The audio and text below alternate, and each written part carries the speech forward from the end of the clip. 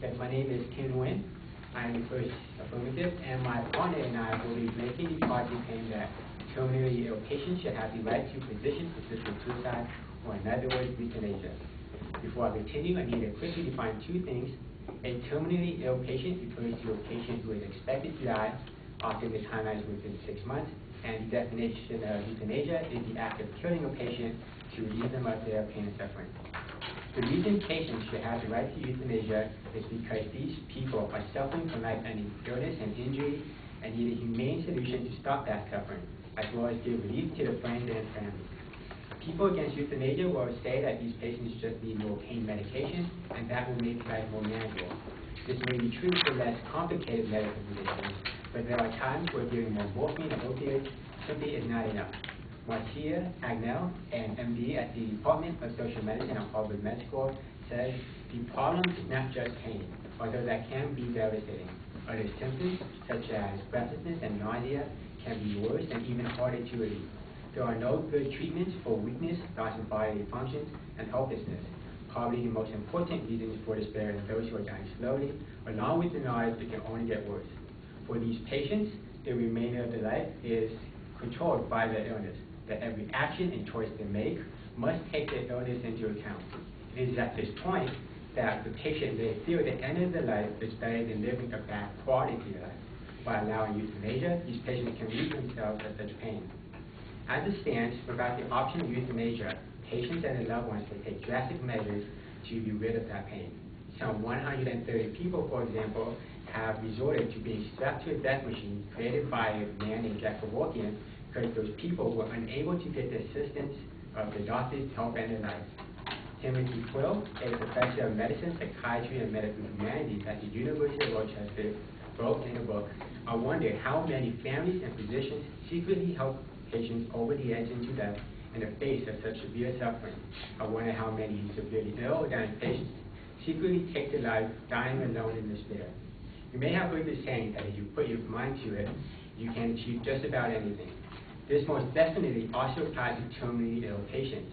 They will do whatever it takes to end their own life, whether it be passively through starvation or more physical, violent methods. These actual acts of suicide can be ugly and distressful for their loved ones. But by giving these patients the right to euthanasia, they can choose to die in a less violent method and a less distressful death.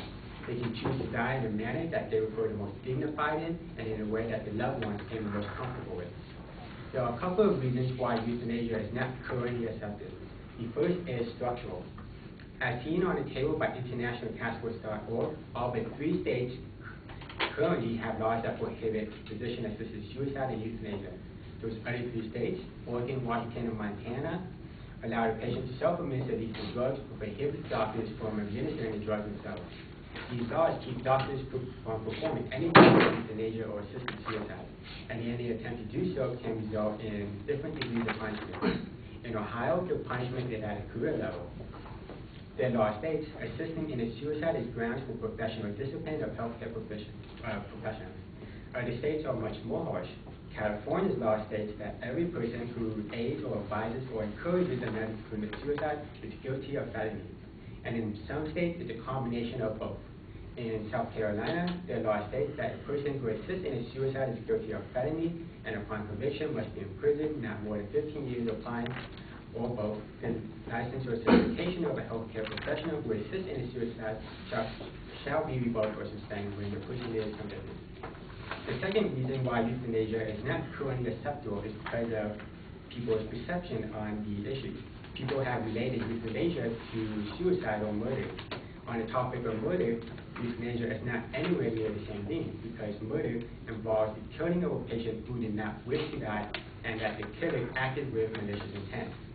This does not apply to euthanasia, because the person being killed is asking to die, and that the killer, whether it be the doctor or the patient himself, is not acting with malicious intent.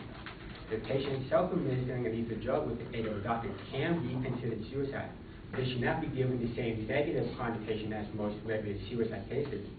In the case of a teenager taking their life because of maybe school problems, that teenager still has many decades left to live, and those school issues will not last forever. A patient requesting euthanasia, on the other hand, may only have days left to live, and the rest of their life, however short it may be, will be filled with pain. Terminally ill patients are not able to turn their life around and fix the problem that's making them want to die in the first place. This form of suicide should not be thought of negative for that reason. There is a loophole in medical practices in the law that allow a doctor to aid in a patient's death without penalty. This loophole deals with the principle of double effect. It involves the idea that if an action brings about a result that is considered bad, including death, it is ethically okay to do so if the main intent of the action is to do good. For example, morphine and opioids are used to treat pain, but also have the side effect of speeding up death. So if a doctor were to treat a patient with a large dose of morphine with the intent of killing him because the patient wanted to die, the doctor would face the punishment that I used in detail because it is illegal to do so. However, if the doctor gave the same dose of morphine with the intent to cure the patient's pain instead, even if the patient's death was sped up, that would be perfectly acceptable and legal to do so because the doctor acted with good intent. As you can see, this loophole can easily be gotten around because a person's intent is very difficult to argue against. The doctor can intend to help a patient kill himself with morphine or simply saying that the morphine was used to treat the patient's pain instead. This loophole will no longer exist or be needed if patients have the formal right to euthanasia. By giving patients this right, they can tell the doctor that they wish to die and that the doctor won't have to lie or deceive anyone or to risk their career to achieve their similar outcome. The reasons why our policy will work in solving these problems are very straightforward. By allowing euthanasia or physician-assisted suicide, patients can end their suffering as soon as they are willing. They do not have to turn to other methods of death that may be even more controversial. Friends and family will also get the relief that the loved one is dying in a way that they are comfortable with. Doctors will be able to perform euthanasia or assisted suicide without penalty.